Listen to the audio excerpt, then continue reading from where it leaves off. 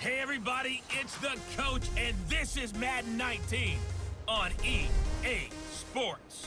We are moments away from kickoff, and we've got a good one on tap between the Carolina Panthers and the Pittsburgh Steelers. I'll be back with you again with scores around the league at halftime. But kickoff right around the corner. And standing by to call the action, here are Brandon Godden and Charles Davis. Right at the convergence of the Three Rivers on Art Rooney Drive, we welcome you to Heinz Field in Pittsburgh, Pennsylvania.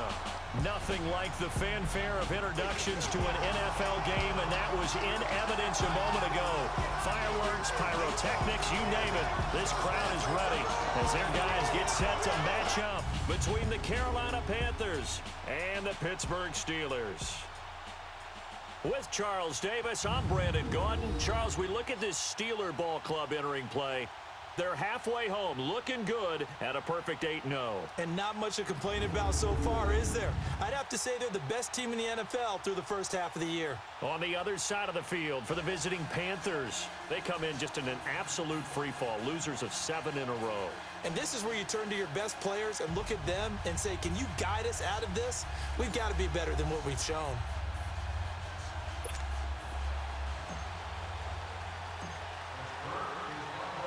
The shadow's starting to get a bit longer. Week 10 of the NFL season is here, and we're underway on EA Sports. And this will not be returnable. It's out of the back of the end zone for a touchback. So here are the Panthers now for their opening drive. And they will be led out by their 6'4" quarterback. I read something prepping for this game that he said prior to, and I think he really said it a few months ago, where he talked about he wants to have the type of season that at the end, he's buying gifts for all the guys who have helped him along the way. And I know that the team wants to hold him to that and really get into his wallet. But that's what good leadership gives you. You know, at the end of the season, because you've done a great job, QB, he's usually the guy who springs for the good stuff. 2 yards the gain on the keeper, and it's second down. And the big boys up front in the trenches. What do you think of the O-line, Charles? I love them because this is a group that's so cohesive. They know what the man next to them is going to do at all times, and they operate as a terrific unit.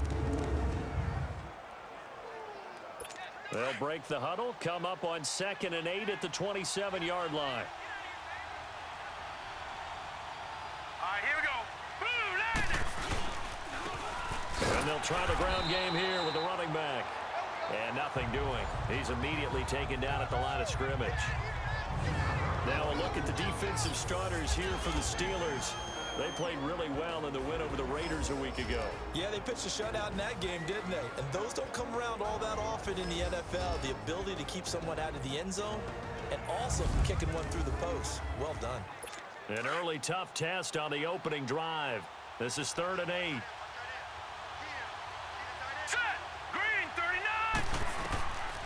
They'll look to throw. Looking left side, and he's got a man. That's McGee. And he'll be tackled right on the chalk of the 45. 18 yards there and a first down. He's such a good route runner. Shows it there on 3rd down. Very proficient and a good pass. And you know what I've observed over the years in the NFL? The better a route runner you are, the more confidence your guy's going to have in you to go to you in important times because he can trust you being in the right spot, and they connected there and picked up a first down. I know when I was a kid, I always got real excited when I saw those lateral-type runs, but the best backs that made it happen, they put a foot in the ground and just go. That didn't happen there. That play got swallowed up. And this will be incomplete. We know it's not an easy job to go out and catch passes when people are trying to tackle you and knock the ball away. But the bottom line is, that's a pass he's got to have and a pass he should have caught.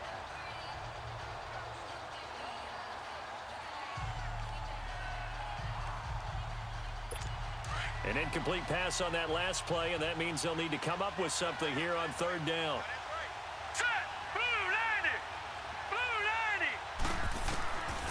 They'll drop to throw.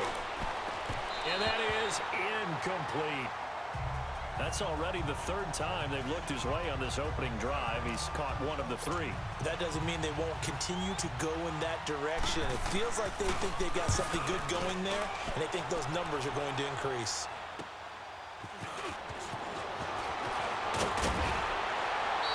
Good blocking there, nearly sprung him. As it is, it'll go as a 19-yard return. And the Steelers will go on offense here, 1st and 10. So here are the Steelers now to take over for the first time. And we get a glance here at their leader, the man who will be calling the plays under center. And what I enjoyed in preparing for this game was talking not just with the coaching staff, but with him as well. And I found it interesting that the coaching staff sees him one way, and he sees himself an entirely different way. Yeah, one thing he said he's always working on, we know he's not bad at this, but his footwork, always wants to improve that, and that's something he's going to focus on here. And what was so funny, what the offensive coordinator said right off the top, he's got great footwork. Love his footwork. So this guy is never satisfied. 10 yards on the pickup there, and it'll be 2nd down. Now that's often a surprise for the defensive guys when they see the big fella slide out of the backfield and catch the ball. Not something they usually go over in practice very often. They'll set up a throw. Incomplete.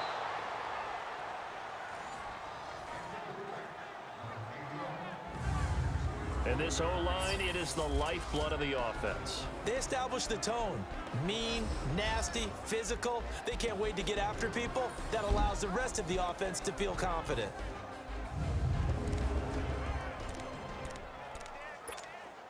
An incomplete pass on 2nd down leads us to 3rd and inches. Now the first carry for Bush. Oh, he trucked him. And he's going to get this down to the 35-yard line. That's good for 21 yards and a 1st down. If you make the stop there, maybe you hold them to 3 on this opening drive. They didn't get the stop. Yeah, new set of downs now. Now you're worried about, just as you pointed out, not just giving up 3, possibly giving up 6. Let's see what they decide to do here, because they've got to change up what they have been doing. It hasn't been working. They'll set up to throw. Almost able to intercept it. That's one he would have liked to have held on to on this first drive. Instead, 2nd down. Defensively, here are the starters for Carolina. And they're going to be tough to throw on, no doubt. Currently ranked 3rd in the NFL against the pass. Yeah, defending the pass hasn't been an issue for them. It's been stopping the run. And if they don't stop the run, they can't get back to their strength, which... Didn't even realize.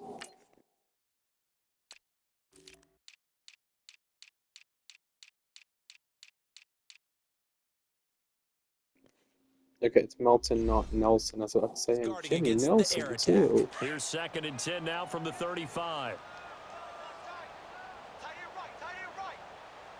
Let's go. 1, 9. Back to throw now on 2nd and 10. It's a short one here, complete to the tight end. And he's going to get it down to the 33-yard line here. That throw good for only a couple. It brings up 3rd down. Well, they're unable to convert that into much, but it's never a bad idea to try to get the ball into a tight end of his caliber's hands and see what kind of disruption he can cause. Oh, he's got a man wide open, complete.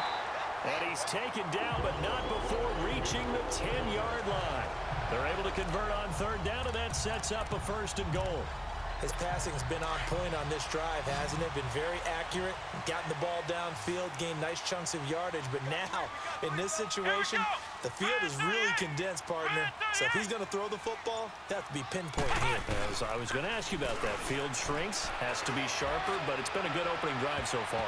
Now they just want to see if they can cap it off with the bell ringer and put it in the end zone. Now here's a pass on 1st down that's knocked away and incomplete. Nice play there to force the incompletion. And to me, one thing's for sure. When you're the underdogs and you're playing on the road, you absolutely have to get takeaways. You've got to get the ball from them. Yeah, win that turnover battle, going to be key. They didn't get one there, but you get the feeling they keep making plays like that, they might just get a few. Yeah, once you get one, defensive teams think they come in bunches. And he's able to get it down to the 2-yard line. That catch good for 8, but still, it's 3rd and goal now. Let's not quibble about the gain there on 2nd down. That was a positive play because that was a take-what-you-can-get situation. Got out to the tight end. Now it gives them a much better opportunity to convert on 3rd down. Back to throw here. And caught in the end zone. Touchdown, Steelers. for the score. And the Steelers have taken a first-quarter lead. One of the keys to their long winning streak has been scoring first. An ideal drive right there, getting the first 6 points of the ball game. Do you go back to our meeting with the offensive coordinator? Remember what he told us? Absolutely. With some teams, I script to probe in the early part of the game. Other teams, I script to attack. They've been in attack mode for these ball games and continue that in this one. And they will not get a chance to return this one as it's through the end zone for a touchback. Carolina getting set to take the field and hoping to do better than they did their last possession when they punted the football. Appeal to the vanity of your offensive line. Tell them that they control your fate. Leverage guys. Win the line of scrimmage. If you do that, you start to win first down. You win second down. And guess what? You start accumulating first downs. And that's what they need in order to not punt the ball again. And he'll fight forward to about the 27-yard line. Give him a couple on the carry there. 2nd and 8. Well, it's time for them to be good teammates right here. And what I mean by that is possess the ball for a little while. Get at least 2 first downs. Give their defense a chance to settle down a little bit after they give up a touchdown. And able to stay on his feet past the 30 to about the 33-yard line. It's a gain of 6, moves him to a manageable 3rd and 2 situation. All right, Brandon, I know we're in the early going here, but those kind of runs, they're going to open up a world of opportunities for this offense going forward. They're up against a 3rd and 2 to start things out. Hurry up, here we go. Green 39, green 39. He'll look to throw, and this is going to be incomplete. I'm not sure we could spot any tendency here on this 3rd down. They could have run it or passed it. Either one was available. They chose to try and get it through the air, but they were unsuccessful.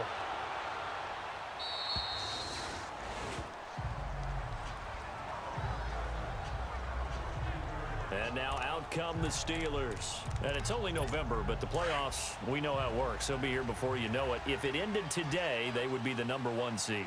And that's a great spot to be in, but I love the phrase, if it ended today. And I'll guarantee you, that's what they've discussed in their life. And now look at him go.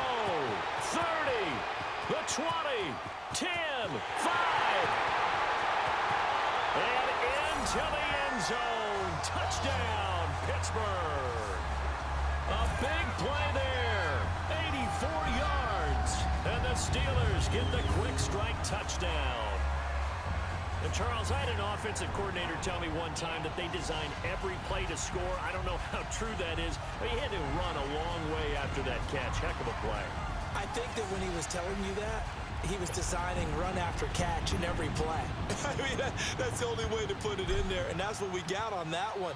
Nice catch, an even better run for big yardage. Elliott good on the extra point, and it's now 14-0.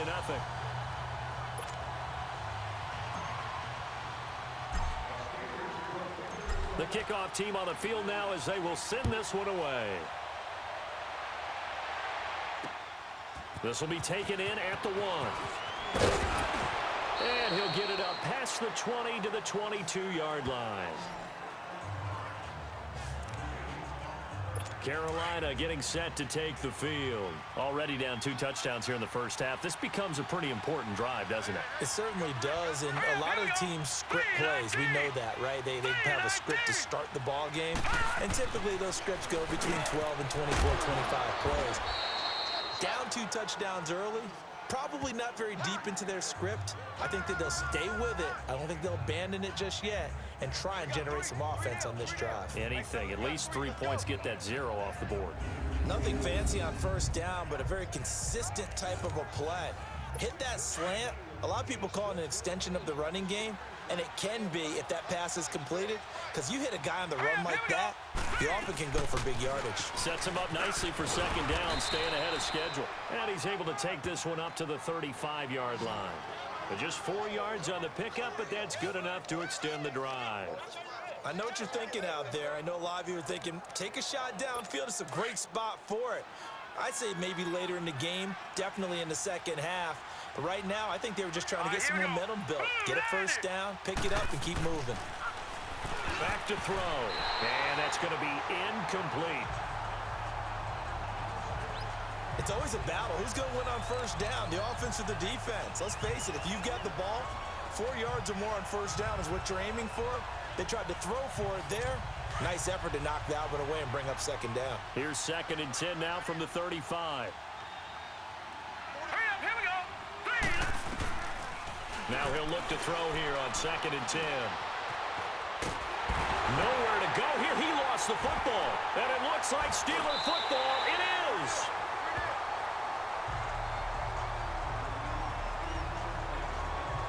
With no running backs in the backfield to help pass protect, all the receivers in their patterns, it's going to be hot routes. If they sense a blitz or pressure on the quarterback, they've got to be prepared to break routes off early and get the... After reviewing the play, The Panthers on 3rd down. Just 1 for 3 thus far. This will be 3rd and forever. Set. Blue 90. Blue 90. Now back to throw. Finding a safety valve here. That's complete. And he's able to get up here to the 26. Call it a 1-yard gain on the play, and it'll be 4th down. Instead of throwing it downfield, Charles, they just tried to dump it underneath there. You like the call? I do. I think it's a high percentage play because you get the completion, and what you're counting on is your back to use his legs and his elusiveness to make people miss and pick up the first down. In this case, it didn't happen. Out comes this field general once more, leading his offense back onto the field. And he's been good. 2 first-half touchdown passes, no interceptions so far. Does a lot for your confidence, does a great deal for your team, gives them a lead, and they're feeling really good about how they're playing. I think he expects to throw at least another one. I was going to say, now he wants the first-half hat trick, doesn't he? Oh, without a doubt. Go ahead and fling him on the field, folks. He wants that type of celebration. And he'll get this up to the 34-yard line. This quarterback now 7 of 10 here in this first half, and he's got a 1st and 10. Let's go. He'll drop to throw. Throwing right, and that's complete. And he slips up past the 45 before being tackled. The Steelers picking up 15 yards there and a 1st down. It's a game of matchups, and that's why you take your receivers and move them around a bunch, especially your best guys. And when they work out of the slot, you often hear the coaches talk about how great it is because it gives you a two-way go. You can break out or you can break in. That makes it hard to defend. They'll look to throw here.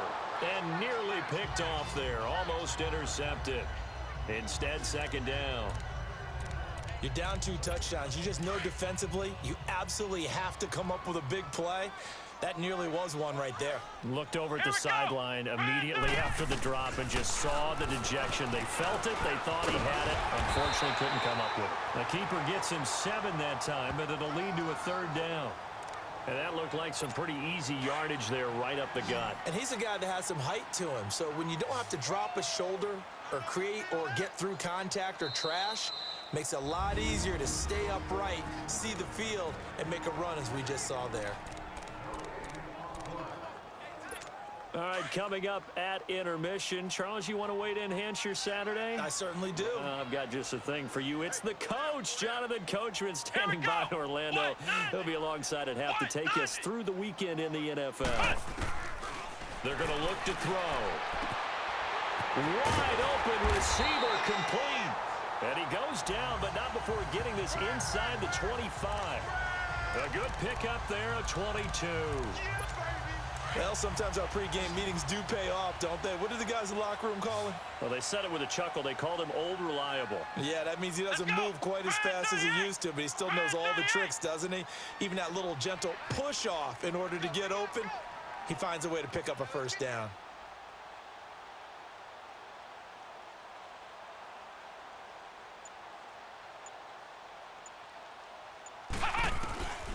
They'll look to throw now on 1st down. He's got his man on the crossing route. And he takes it down to the 10-yard line. Another nice gain, 13 yards that time, and another 1st down.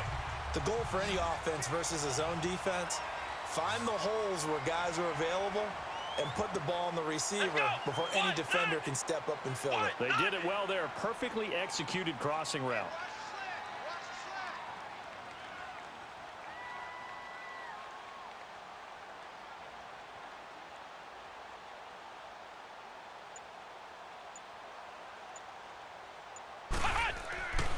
Looking to throw. is caught at the 7-yard line. And the stop will come inside the 5 at the 4. That's good for a gain of 6. Second and goal. Second and goal from inside the 5.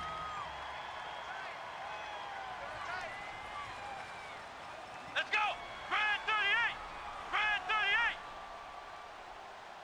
Check 43!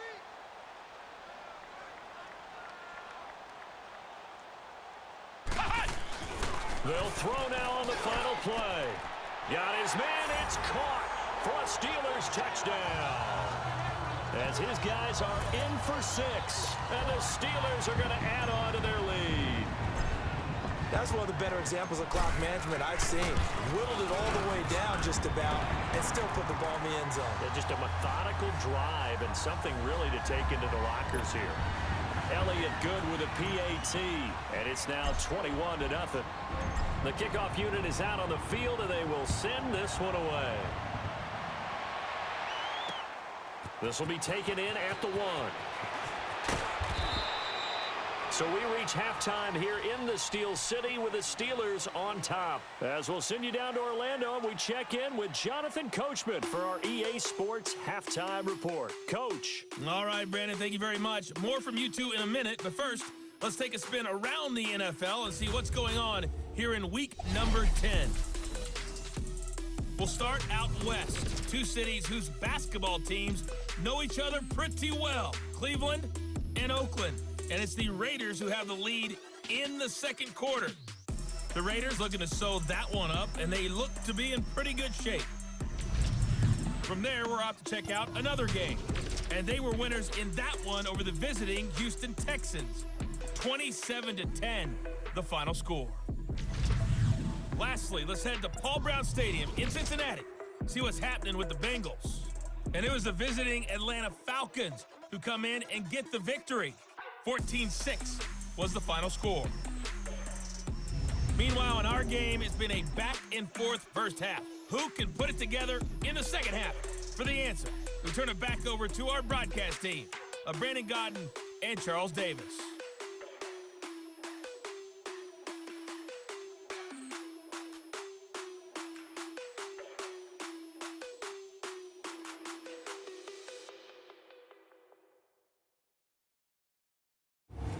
Coach, thank you, and we welcome everyone back for quarter number 3.